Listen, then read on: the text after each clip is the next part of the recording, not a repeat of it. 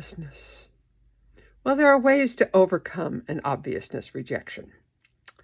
Under Section 103 of United States Code Title 35, the U.S. Patent and Trademark Office can reject a claim that is obvious in the face of the prior art.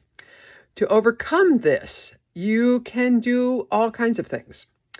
For example, you can argue about the strength of your invention versus the weakness of the prior art, but the examiner is going to look at that kind of, yeah, okay, fine, wonderful, no. Usually, however, if you have some real life data that backs up that argument, then your strength argument becomes better. Or you can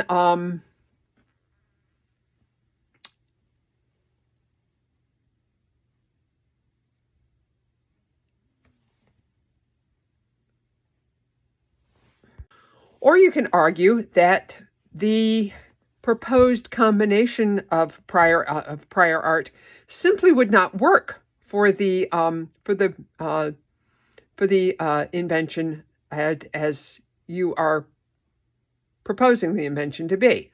In other words, if the patent application uses a set of claims as conclusions, then the examiner is going to use that list of claims as a kind of a laundry list to do a search on, and they're going to use those claims pretty much in isolation. They're not going to be combining the claims the way you want the claims to be combined.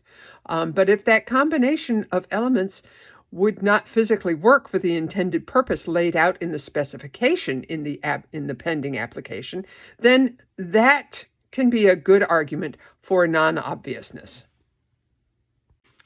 You can also make what's called a non-analogous art argument, meaning that the pending patent is just not in the same field of endeavor as the prior art that the examiner is citing against it. There are lots of other ones. If you have an invention, a piece of prior art that quote unquote teaches away from the present invention, that in other words basically says doing it the way you're doing it in the pending application would be impractical or impossible, that is a great argument against an obviousness rejection. Or if the examiner has decided that it's obvious in the face of what you've done, hindsight's 20/20, and the examiner can't use that 20/20 hindsight in an obviousness rejection. There are many other ways to overcome an obviousness rejection. These are just a few of the highlights.